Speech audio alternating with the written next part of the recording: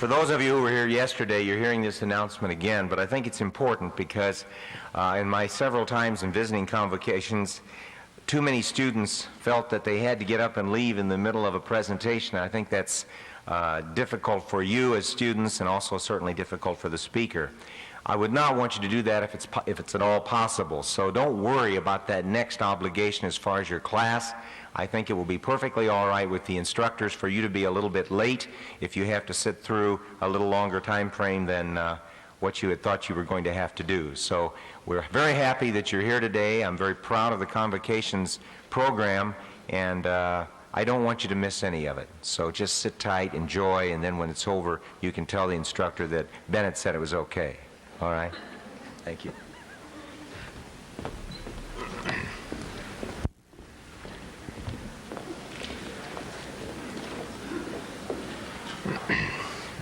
Well, welcome to the second day of Convocations Week. My name is Tim Rarick, and it's my pleasure to introduce this morning's guest speaker, Dr. Michael Manz. I was talking with Jean Ann Mitchell just before you arrived, and she was talking about the fact that a lot of the topics that we're going to be exploring this week are ones where we are shining a flashlight into a dark corner. And the topic this morning is one of those, but the person who is going to be addressing us certainly has the credentials and the background and the experience to shine that light into that dark corner and give us a perspective on what we see. Dr. Manz lives in Spokane, and he's presently the chief of the Psychiatric Center for Children and Adolescents and the associate director of the Department of Psychiatry for Sacred Heart Medical Center. Dr. Manz's professional training began in Minneapolis, where he graduated cum laude from Augsburg College with BA in 1970, and he achieved his MD in 1973, Baylor School of Medicine in Houston, Texas, followed by internships in Texas and at the Pacific Medical Center in San Francisco. Dr. Manz has been in private practice, and he has worked as a consultant with a wide range of organizations, including volunteer groups, school districts, and with statewide programs as well, specifically one in Oregon. In the past 10 years, he's been an active guest lecturer and keynote speaker throughout the Northwest.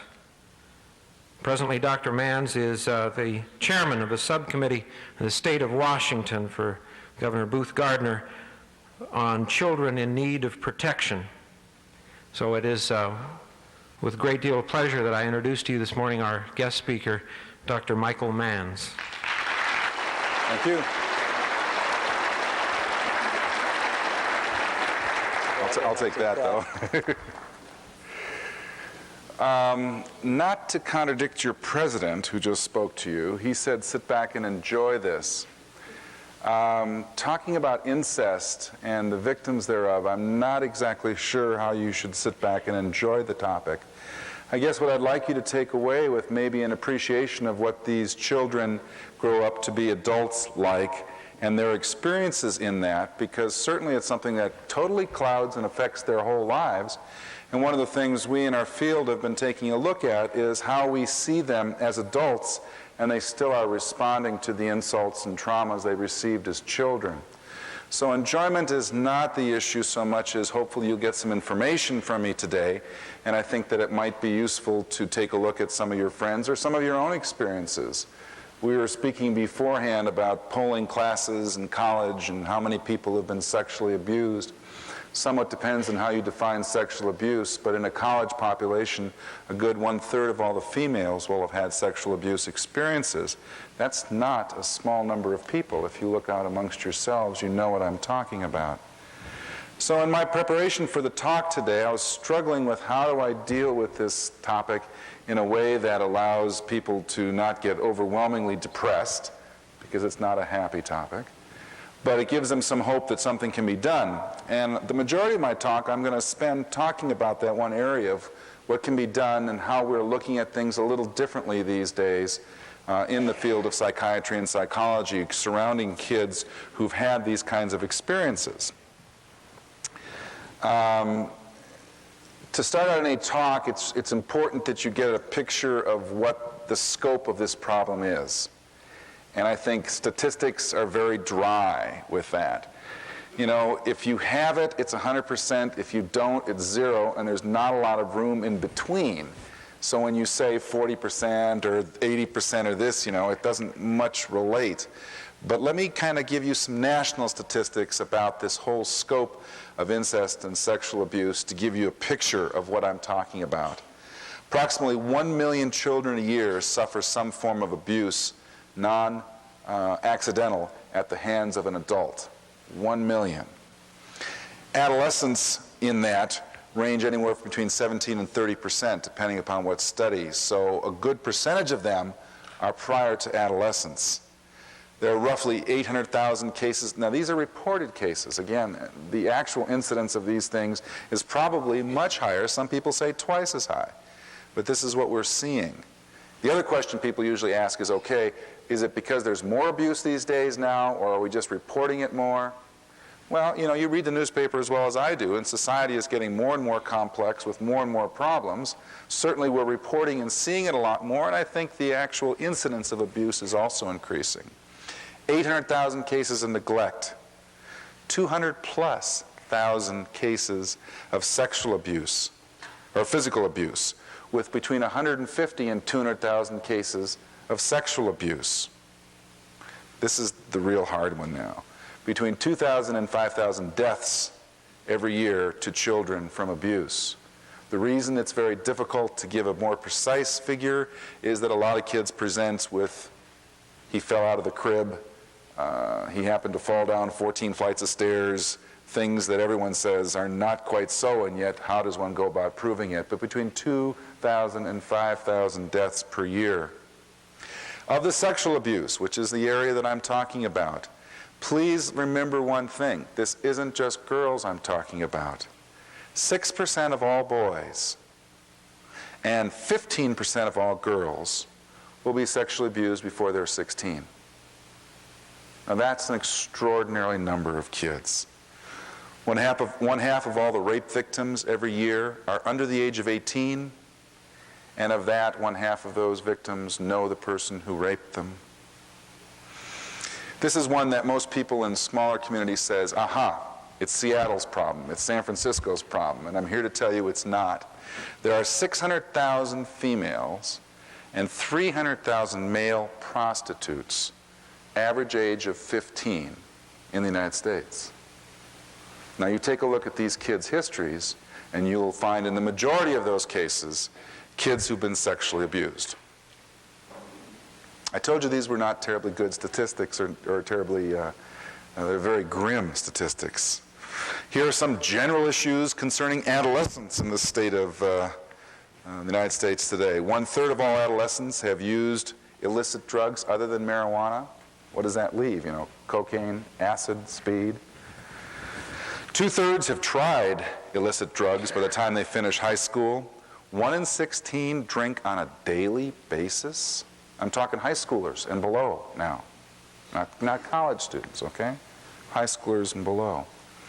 41% of high school students have consumed 5 drinks or more at one time. By most people's standards, mine included, that's drunk. 41%. There are roughly in the United States 29 million adolescents over the age of 12, so 13 and older. Of that, 12 million of them are sexually active, making 30,000 pregnancies before the age of 15 and below every year. 30,000. That's 3 with 4 zeros. It's a real problem for children, raising children. That's a topic of a whole other talk, but it's a major issue. 46% of all births to unmarried women are to pregnant teenagers. Teenage pregnancy is a major problem. It is the one age group that's increasing their birth rate. Everybody else is decreasing their birth incidence. One of the problems, just purely on a medical standpoint, is that teenagers have over 2.5 times more mortality, deaths, from childbirth than do women in their 20s. So this isn't just a societal problem. This is a very real problem for the individuals. It's a very real problem for those people involved. You know, people who study in the field initially took a look at the issue of how come so many of these children who've been abused end up abusing their children. And it's virtually the rule that a kid who has been abused, their parents have been abused, and their parents before them, and it gets to be very multi-generational. Those people in the field who work with those know exactly what I'm talking about. On my unit up at Sacred Heart, between 60 and 70% of the females have history of sexual abuse. That may not even be the reason they're there. And yet, that's a history that we also get in talking with them. Why is it then that we have this multi-generational issue? One would think that if your dad beat you, you would know that it's so bad and so terrible that you wouldn't treat your own child that way, and yet statistics are that they do it over and over and over again. So the main topic that I'm going to spend time today talking about is relatively new in psychiatry. The first article I read about it was about 2 years ago. There was a paper presented at one of the conferences, and then it was published in the spring of last year. There are other articles that are starting to talk about the post-traumatic stress disorder and the correlation between that and abuse. Post-traumatic stress, people usually think of, you're talking about Vietnam veterans. And yes, that's where we first really isolated that, the shell shock, the issue of seeing your buddy next to you blown up. Why wasn't it you? How come it was him? All those things, the muffler that backfires in the street and these people hit the floor looking for guns. This traumatic experience that they had in life in Vietnam and in the other wars too, not just Vietnam, is certainly something that we're beginning to do some research on.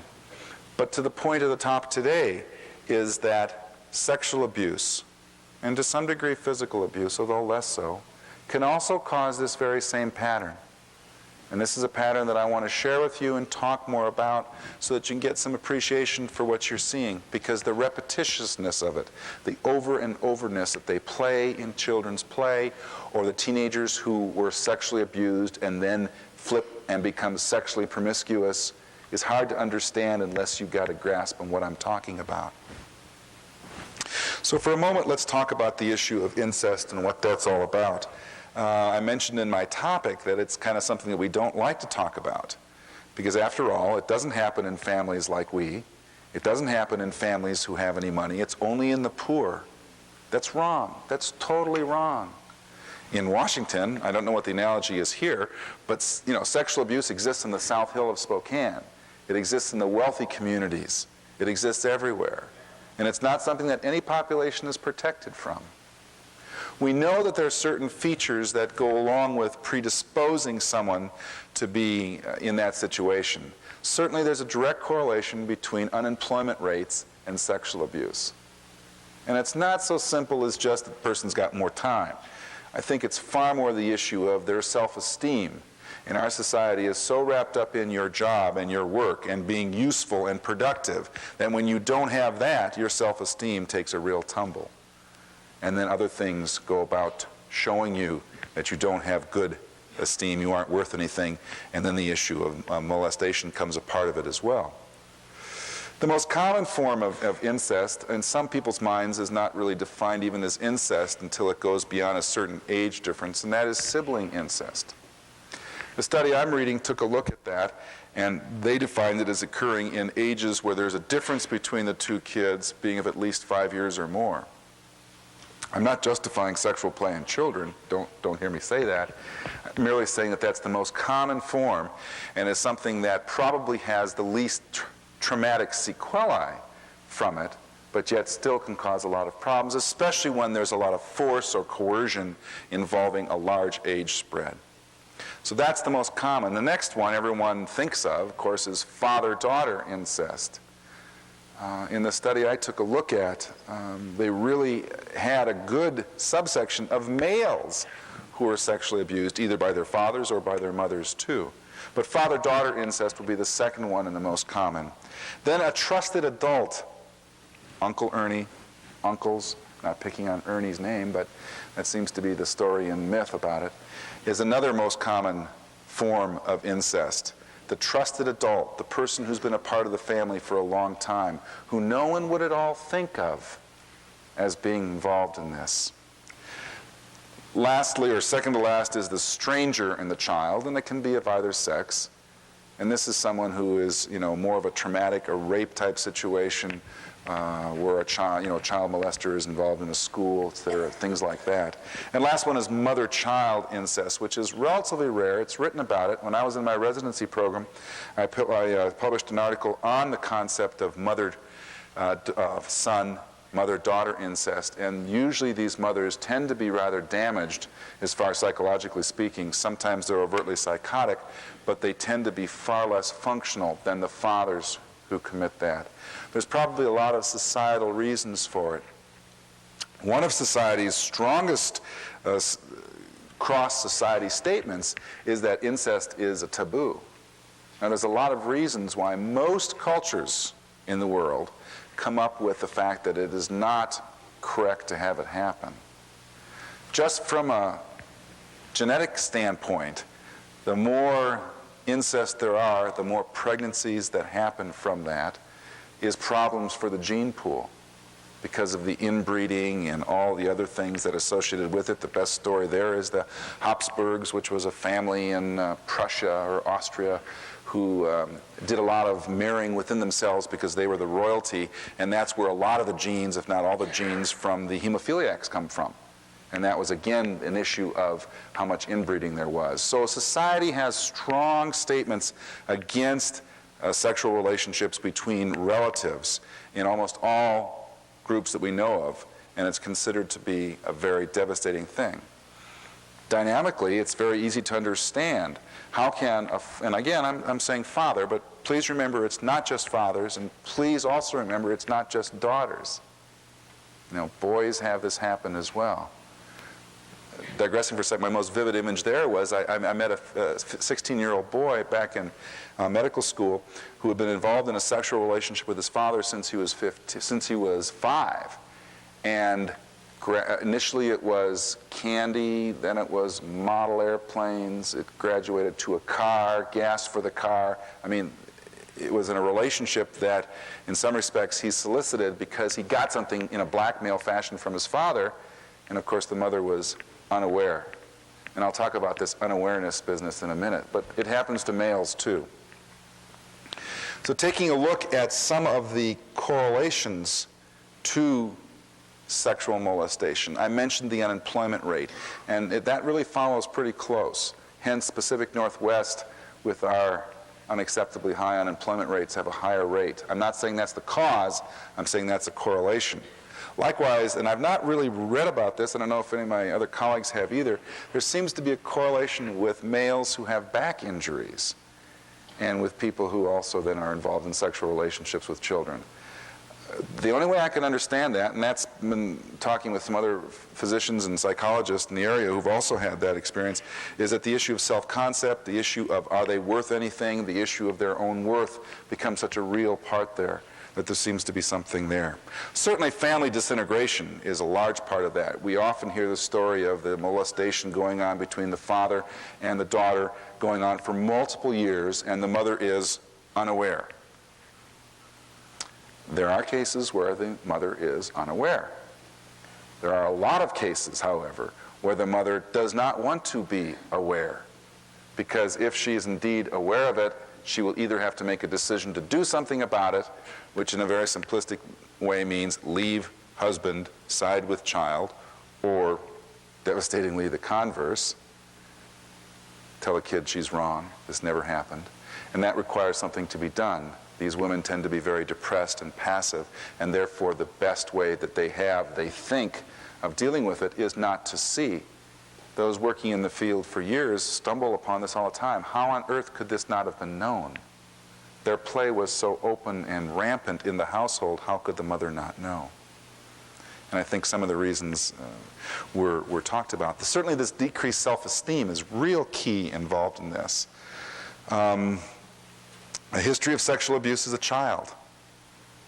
That's a very strong indicator when the father has been sexually abused and now is sexually abusing his daughter, and how this repeats itself. And I'll get into that more as I try and unravel for you the post-traumatic stress disorder. Again, let me repeat it, because I think if I repeat something, you may remember it more. It's not just the blue-collar, low-income, welfare families. It can happen anywhere.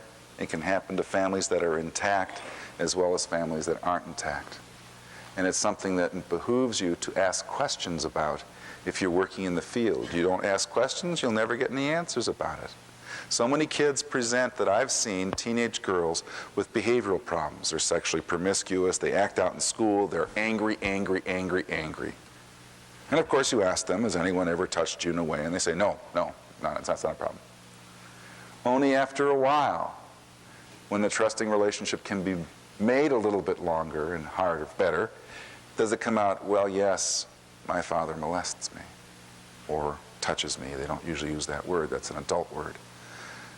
It's really important to give people a lot of permission in talking with them about these questions to have those kinds of experiences. Most females of a younger age, and some older ones too, younger meaning under 12, when I talk to about this, feel like they're the only ones in the world that this has ever happened to. That if they told anyone, they would be labeled as deviant or bad, mostly bad. They are the ones causing it somehow. And then a very strange and traumatic rationale comes in. Yes, I know my dad does that, but it's the only time he pays attention to me. It's the only time I get anything from him. And while it doesn't feel good, at least I get something. And therein lies the ambivalence of the person who's been molested.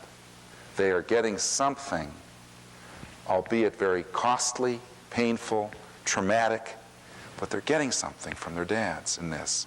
And that explains to me part of the reason why we take these histories where it's been going on for years and years and years without someone saying something. The logical thing is, but why didn't you tell anyone? And the answer is, if they're able to say it, because I would be labeled as causing it, because I would be taken out of the home by Child Protective Services, I would have to go to somebody else's home. Those are all reality issues. Children are to be removed from homes only if you cannot guarantee and assure safety in the homes. How would you like it to have to be taken out of your home, sleep in someone else's house, not have your own family, because somebody did something to you? It's simplistic to say, well, the father, the perpetrator, should be taken out. Accurate in a lot of cases. Also then goes with that the income source for the family, any kind of sense of economic stability goes right out the window. It's a very difficult problem to deal with. Therefore, the treatment for these kids has to approach from many different areas. You see a lot of presentations of abuse in school. 6 hours a day, 5 days a week, 30 hours. Not quite as many hours as the average American kid watches TV, which is in excess of 30 hours a week. But certainly the school is one of the largest viewpoints that society has of a child. The hand slap, the print, the burns, those are all pretty obviously seen. The sexual abuse is not an obvious abuse. You often see it presenting in behavior problems. You often see it presenting as kids who are acting out, quote unquote, those famous words we have to talk about kids' misbehavior. So let me go a little bit into the whole issue of post-traumatic stress, talking about specifically one article. Are there any questions so far on what I've said? Anytime I give a talk, I never expect everyone to agree with everything I have to say, because I certainly have a lot of opinions on this. And the only way you can get any answers is to ask questions. So I'm encouraging people to raise their hand. With these bright lights, I'm more or less able to see you. And we can go from there. Yeah.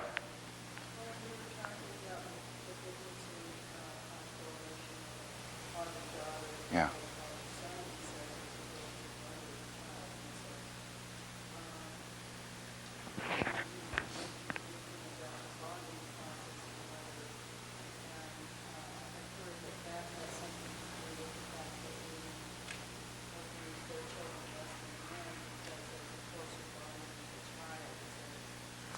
Well, I have a little problem. Yeah, I hear the question is why basically the difference between mother child incest and father-child incest, and it has possibly something to do with the attachment level between the mother to the child and the father to the child. A little bit of problem with that, just from the standpoint of just by virtue of being the mother doesn't mean she has a better or stronger attachment to her child or offspring than the father does. Classically in our society, those people give birth to the child have a stronger protective instinct. We know that from animal cultures. We know that from everything about people as well. But that's not always the case. I think in those cases where there is mother-child incest, certainly the attachment is greatly at question because they're operating out of their own needs rather than the child's needs. And most mothers, even very marginal mothers, push comes to shove, will do for their child before they'll do for themselves. And except in those cases where they frankly are very abusive, unattached, uninvolved, and those are the ones then who are more involved in that, in the abuse issue. Let me talk a little bit now about the issue of post-traumatic stress and how I see it correlation with that in the abuse, mostly in the sexual abuse. And again, this comes from mainly one article, which was in the spring, winter of '88. The American Journal of Child Psychiatry took a look at this whole thing where they studied 31 sexually abused children. Let me give you, whenever I talk about studies, I always like to give you the bottom line first, the punchline, so you know where I'm going, and then I'll flesh out the details as we go along.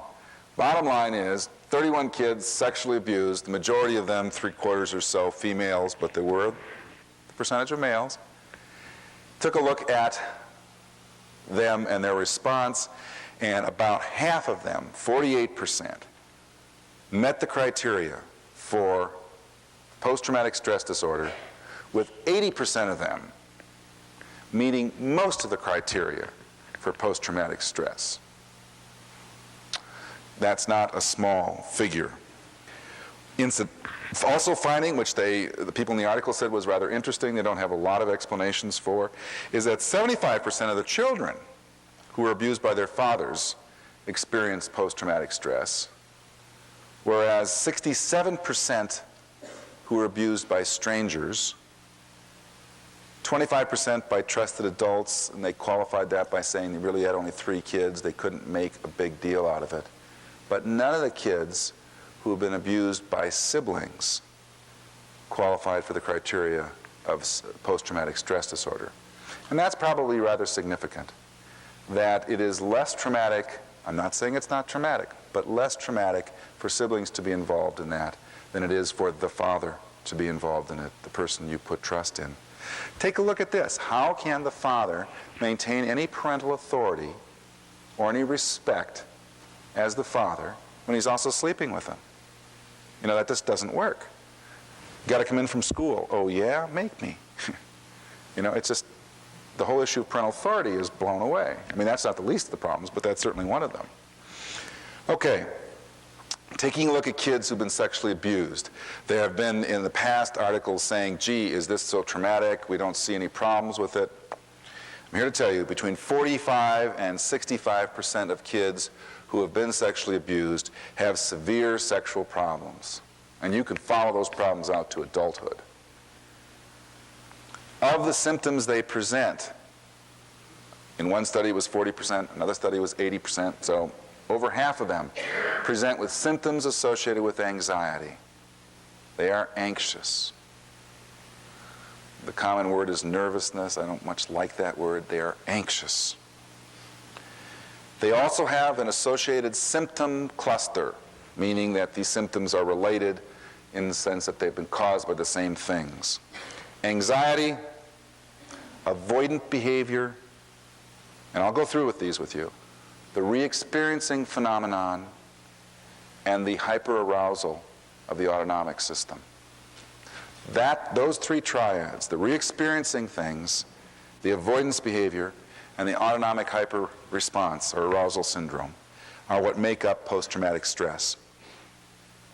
Let me give you a very good example of 2 people in life who you all know, and I'm not diagnosing them as having post-traumatic stress, because I'm not that bold, Lenore Kerr, who's a child psychiatrist in San Francisco, gave a wonderful talk I went to, who did a very good expose of about 10 or so famous authors and painters and artisans, and took a look at their early childhood experiences and linked it back to this syndrome. Alfred Hitchcock, when he was about 6 years old, and this story has been substantiated by his sisters, although it was denied by Alfred before he died, but his sisters maintain that this was a true story. They lived in London. His dad was a fish salesman or sold fish or whatever in the inner city of London. And one day Alfred did something wrong. Don't know what it was. So the dad pinned on his chest a note and sent his son to the police station. The police read the note, promptly took Alfred, threw him in a jail, locked the cell, and said, "This is what we do to naughty boys. This is what we do to naughty boys." That lasted for 45 minutes. The kid was released and sent home. How many of Hitchcock's films have people who are falsely imprisoned, the camera way up high, focusing on the little people down there? How many themes did he go over again and again and again, this same event that happened to him? Another one, Edgar Allan Poe. Not exactly an encouraging or a delightful author. Take a look at his early childhood. He and his mother and father lived with he had a younger sister. His dad left the home at about 18 months of age, subsequently died of tuberculosis. His mother also had TB. She was a dancer and worked intermittently. They went from city to city trying to find work for her. Finally, her TB consumption, I think it was called in those days, got to be so great that when Edgar Allan Poe was 3 years old, she died at home with his little sister at home. They were not found for about 2 days. And I can just see this little 3-year-old, pulling at Mommy. "Mommy, wake up. Mommy, talk to me." Now, how many of Poe's works talk about people not quite dead, coming back from the dead, having to do with the whole issue of where is death? Death to people. One of the tenets of the issue of post-traumatic stress is that children who have it repeat over and over and over and over again the issue of what their trauma was. Magritte, those who know him have an artist. He is an artist who has drawn some very strange pictures. He's the one who has the picture. See, there's a rock floating in space below with the water. He's the one who's painted a picture of an easel. Looking on the picture of the easel, there's a picture of the window behind it. They're all very photographic-like art. Any time he drew a woman, he almost always drew a veil over her head or a fish body, bloated, large women. When he drew women, that's what he did. When he was 16, his mother suicided. She was found in the river. A couple days later, washed downstream with her nightgown over her head, very disfigured from the water. It comes through over and over and over again. There are many other stories in the similar line. Basically, my point is that kids who've had traumatic experiences repeat them over and over again in trying to solve the problem for themselves. They don't do a very good job of it. I had an incident at Sacred Heart a while ago where this mother whose husband and 10-year-old boy and 6-year-old boy were involved in a car accident. The husband was killed, was a drunken driver. The 10-year-old boy was severely damaged. The 6-year-old was not so. I was trying to help her how to tell the 6-year-old that his father was dead, because the last he remembered, he wasn't. One of the things I told her before she went in to tell him was that in his play you will see the accident over and over again. Do not be offended by that. She walked in the room. He was playing with cars, crashing scenes over and over. His play was that. What helped her was knowing that this was part of his grieving process, because she said otherwise she would have stopped him because it would have been offensive to her. It killed her husband. And yet the kid had to do it over and over again. Let's take a look at what the criteria for post-traumatic stress are and then let me go back and then tell you about the study. Basically, I'm talking about a traumatic experience happening to an individual that is outside the range of normal human experiences. An example that would not be outside the range, although problematic and traumatic, are a death. I mean, this isn't necessarily traumatic, depending upon how the child is told or witnesses or sees the death. Certainly, business loss, chronic illness, things like that would be within the realm of human experience. I'm talking about serious things that are outside the realm of human experience. The 3-year-old boy who was in an airplane crash with his mother, who was furious for 2 to 3 years after the fact with the grandparents because they're the ones who took him to the airplane to crash. They drove him to the airport. In his mind, 3 years old now, they drove him to the airport so that he could crash, and was furious with them. So, this is something that happens outside the realm of human experience. The symptoms involving are the re-experiencing of the traumatic event over and over and over. They dream about it, they talk about it, they sleep about it. It happens over and over again. The avoidance of stimuli associated with it. The refusal to be in an airplane, the refusal to be in a car. Those kids who have been, in LA, they've done a number of studies on kids who've been shot at in school playgrounds because they've had a lot of that. And kids' fear of going back to school. One of the people in UCLA did a report on that, and it said within a years after the time of this sniper incident, 3% of the kids in the school had witnessed another human being shoot another human being. 3%. Now you can say, oh, that's Los Angeles. But in Montana, the woman walked into the classroom and opened up fire. You know, in California, it happened again, Stockton, not a while ago. So the avoidance of a stimulus associated with the event, such as the refusal to go in an elevator if someone was been raped in an elevator.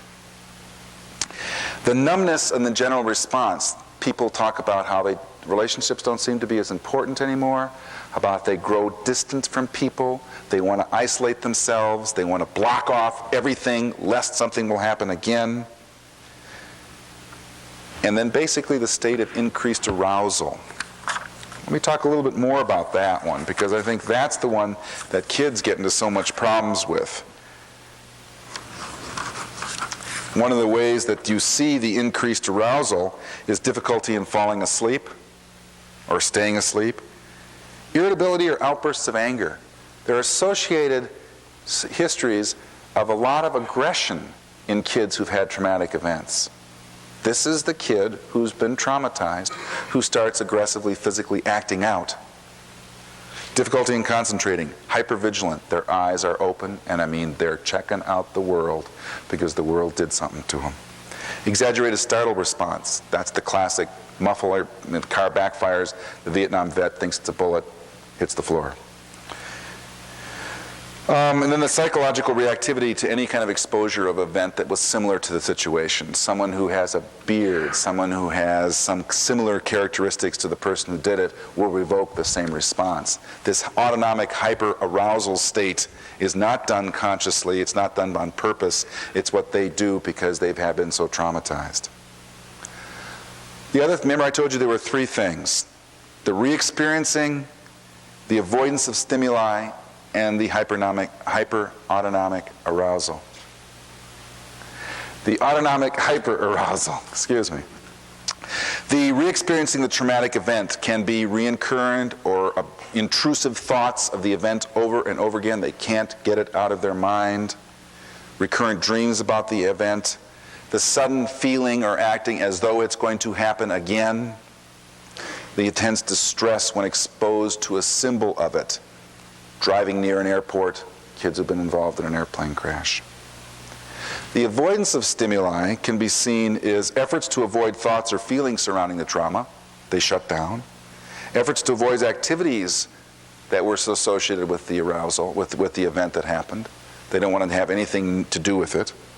Inability to recall important aspects. Now, this is something that's really important to those clinicians working in the area. Because when you first see a kid who's had a traumatic event, you've got to get a very detailed, exact history at the beginning, because it's going to change over time. Classic example there was the Chowchilla incident, which happened 75, something like that, where a group of kids were kidnapped. They were in a bus. Someone then buried it's a terrible story, buried the bus with a bulldozer, ransomed them for $3 million. There were 2 people that were caught by the police. The kids were found. No one was physically hurt. That's the scene. Dr. Lenore Kerr had followed these kids over the last number of years since that happened, and almost all of them continue to have severe problems, even after a lot of help. But the story went from 2 guys to there was a 3rd person. He was never caught by the police. They started to manufacture what that person looked like. He was very obese. He didn't have a lot of hair. The car changed from green to blue. The story changed over time. It's not that they're lying. It's not that they're making it up. It's their imaginations were working so overtime that they started to embellish the fact. So you've got to get a very detailed history early on, because then you can say, but what really happened was, da-da-da-da-da. Marked diminishing interest in any kind of significant activities, anything that would put them at risk. Going outside the home, these are kids who stay sequestered in their home for long periods of time. Feeling of detachment and estrangement from others, restricted range of affect, they look shut down. That's why people thought in the past that they were fine. They looked shut down. They weren't talking about it. Doesn't take a genius to tell you what the treatment is. You need to get them to talk. You need to get them to go over it as many times as they need to try and come up with some kind of better way of handling it. So that's what happens if you have X number of those in those 3 categories for more than a month. That's the diagnosis of post-traumatic stress disorder. Now let's take a look at the kids who've been sexually abused and see how there's a correlation there. Certainly the re-experiencing phenomenon.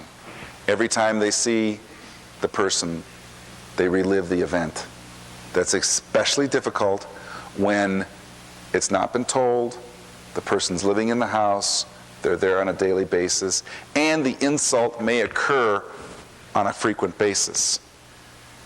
Traumatic events are never easy to handle.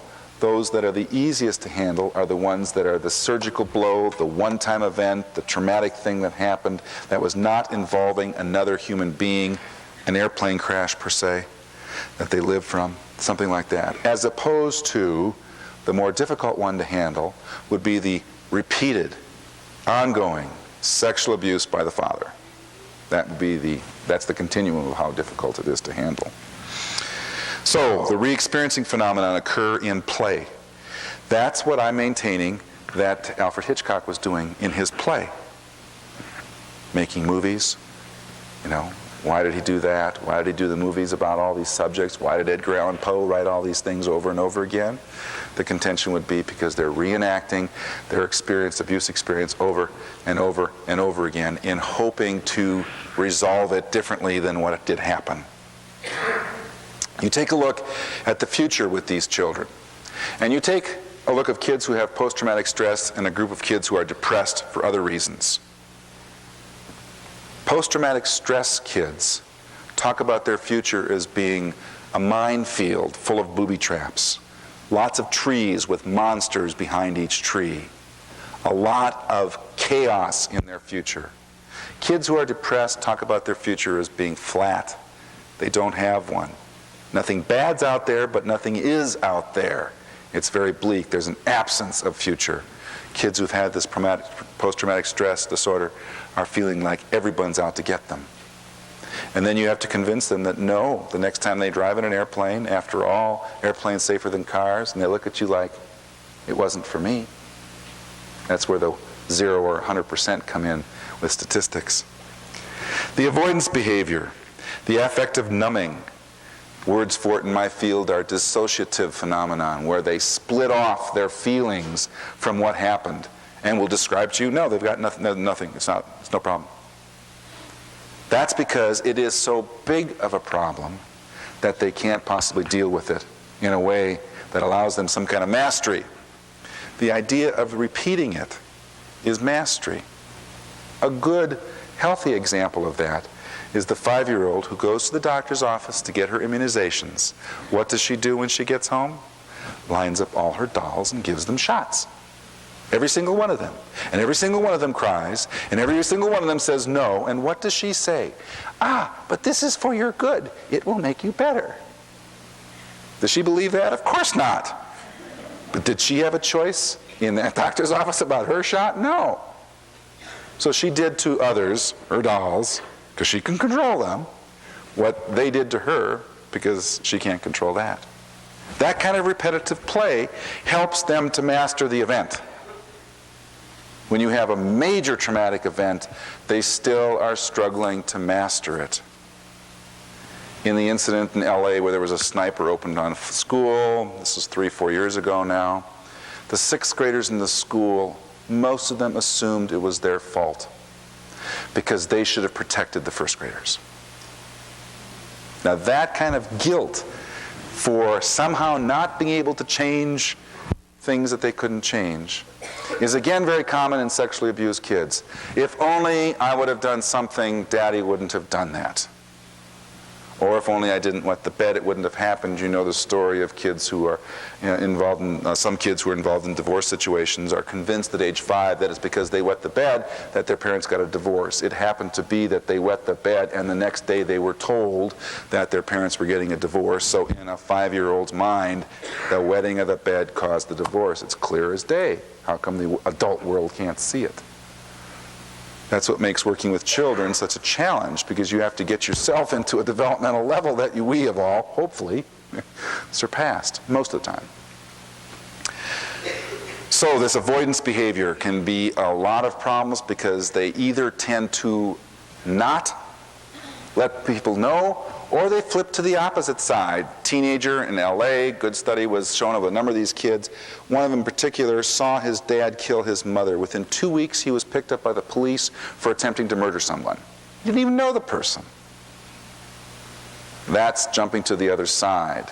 Again, the repetitive aspect of the insult that happened, the aggression that went on, and he's turning it to someone else.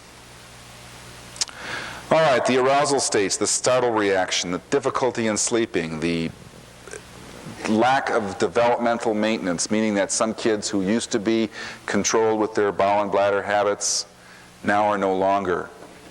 And people think, oh, you're just regressing to a baby. Well, yeah, they are. That's what they're doing. Appetite changes, stomach aches, headaches, all the growing pains. In medical school, no one ever told me about growing pains. And yet kids all the time talk about, oh, it hurts here and it hurts there and I'm growing and all this stuff. You know, they're telling you things, you have to listen in a different way about what they're trying to say. In one study in Tufts, they took a look at kids ages 7 to 13 who 35 to 50% of them, these are kids who have been abused, evidenced increased aggression. Now that was in a group of kids who've been sexually abused. Comparing that with kids who've been physically abused, and it was less than 30%, and kids who have been normal was less than 2%. Now there is a connection between that. And it doesn't take a great genius to figure out that if something was done to them, they turn around and do that to others. Not as a way of undoing it, but as a way of trying to master it over and over and over again.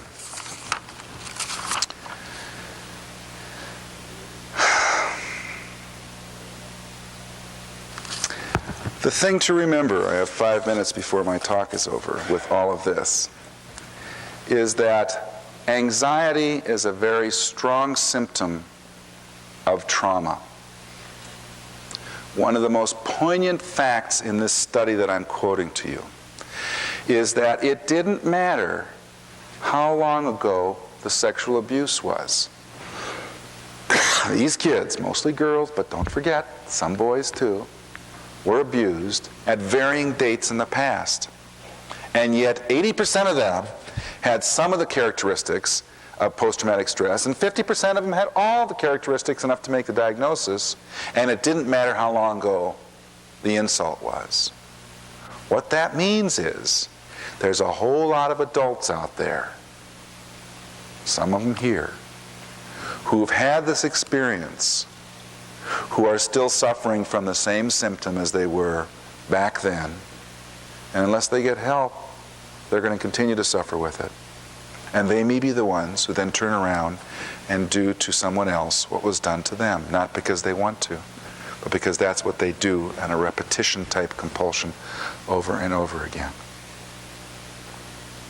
Sexual abuse is something that cuts across all boundaries in our society. And it's something that is a very traumatic event for those that it happens to. It requires asking about it first. If you don't ask, you never see. If you don't see, you can't help. And it requires having some sensitivity to how on earth these kids who've been sexually abused turn out to be promiscuous or pregnant or turn out to be very aggressive. Are there any questions from all of this?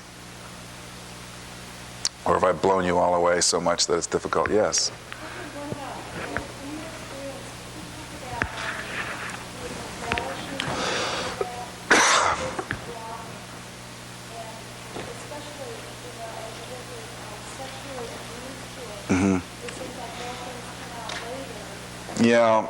Yeah, you know, it makes people wonder about whether or not they have a thought disorder. Are they making this up? Are they doing it just for effect?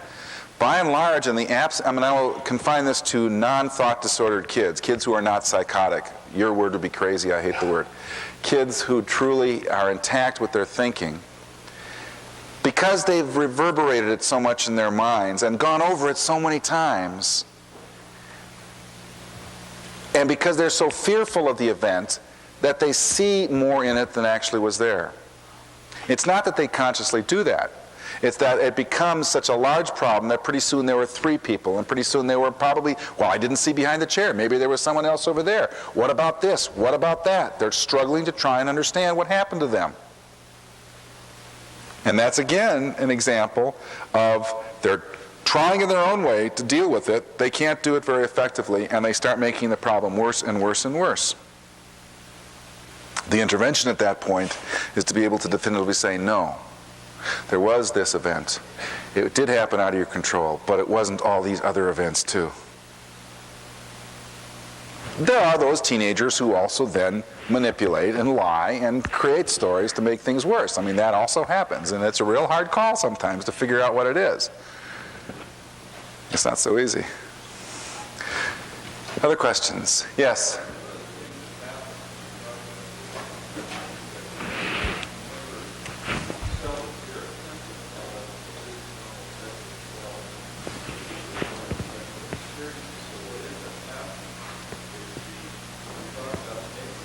Yeah.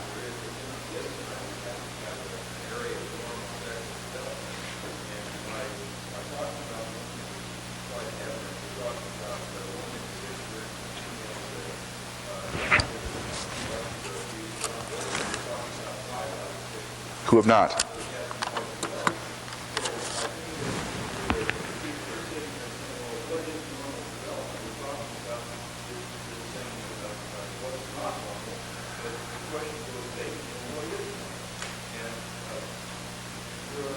I hear what you're saying. I cannot address all those subjects in one talk. I'll refer you to your child developmental people here to talk about normal sexual development. The one thing that I alluded to is that sexual play among siblings may cross over the border of normal, but it may not also. Not justifying it, but that is less traumatic than a lot of other experiences, and sexual play is going to happen. It depends upon how much violence and force there was associated. If there was that there, then it's beyond the boundary of anything I would consider normal. And certainly the differences in ages. A 12-year-old and 13-year-old doing something like that is real different than an 8-year-old and 14, 15-year-old. You know, when those boundaries get crossed, it's much more problematic. Yeah, the whole talk of normal sexuality will be a fascinating topic as well, because a lot of things go into it that people don't often think about. Yes?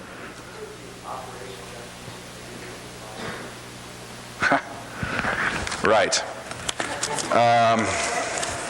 The question is, define sexual abuse.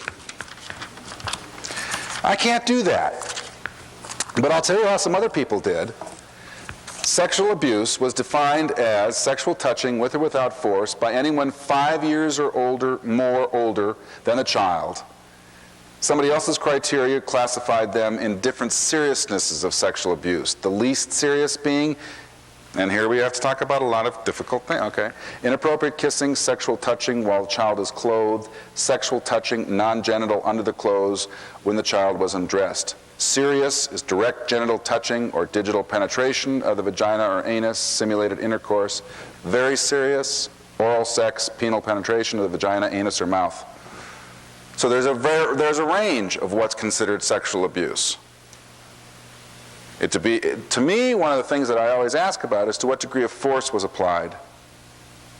What degree of coercion, if you tell someone I'll break your back, type of statements, versus two kids in societies back out behind the barn playing. So there's a great variation as to what's considered as sexual abuse. Yes? Some years ago, I had a consultation to came in and presented an issue for marital therapy. That is from a sex life. In the civil section, Tanya identified that she had a continuing incestuous relationship with her father during marriage. And upon that revelation, she never reappeared again. Have you dealt with clients in a situation like that where that has continued into adulthood? Oh, certainly. And it's not unusual for that to be so scary to let someone know that they bolt from treatment at that point. Yeah, that's a real dysfunctional situation if it continues that long. I mean, it's just very problem. It's not surprising she had sexual difficulties with her husband at all. Yes? Can this same correlation be made with traumatic emotional? Yes, but less so with physical abuse, more so with sexual. Other traumatic events, such as accidents happening to them, yes, you can see the correlations. What I'm telling you the statistics are is they're much more higher for kids who've been sexually abused. Could you give me the name and date of that magazine, that Journal of Child Psychiatry, and it was sometime in the spring of 1988. The name of the article is I think maybe it was February or March. Post-traumatic stress disorder in sexually abused children. American Journal of Child Psychiatry. Yes? Uh-huh. Well, thank you for clarifying that. One should never ask a question that one is not prepared to deal with the answer that one gets. There's nothing worse than to say, has anyone ever abused you? And the answer is yes. Oh, well, I think you should talk to someone about that. That doesn't make it. If you're going to ask the question, you've got to have the knowledge of what to do about it. So I'm not advocating that you all run out there and find a group of kids and say, who's been sexually abused? Well, listen to your statement. Get them to tell you the truth. There's no way you're going to get them to tell you anything. Right. Well, one of the ways of doing it is to give them a lot of permission. Gee, I just talked with someone yesterday who was your age and who had the same color hair, and you know what she told me? Give them permission to have the feelings. Whether you make that up or not is irrelevant to me, but you need to give them both permission for having them, letting them know that they're not the only ones in the world that this has ever happened to them, and that you will help them do something about it. Because why else should they tell you? What's in it for them to tell if you aren't going to help them? Yeah. What about the adolescent who has had traumatic experiences, but wouldn't deal with the fact that but then again, they are acting out. You bet. You see it all over their behavior. All you can do is interpret their behavior to them. You've got to have a therapeutic relationship with them. You've got to build trust up. And I'm here to tell you that I've been in therapy with an adolescent for over a year at a period of time before she finally told me what I knew on day one, but she was not willing to say anything. Yes, that happens to everyone, including the most people who it's their job to do. I mean, it's certainly something that you have to give them a lot of safety and permission to deal with. And then once they tell you, you don't sweep in like a herd of elephants saying, okay, bam, this is what's going to happen, take them out of the home. And I mean, sometimes the treatment becomes more traumatic than the event, and we have to really pay attention to that, especially when, I can go on for hours on this one about the legal field, who then interviews them 12 different times with 12 different people. I mean, they have to go to court, and it's just a nightmare. Yes?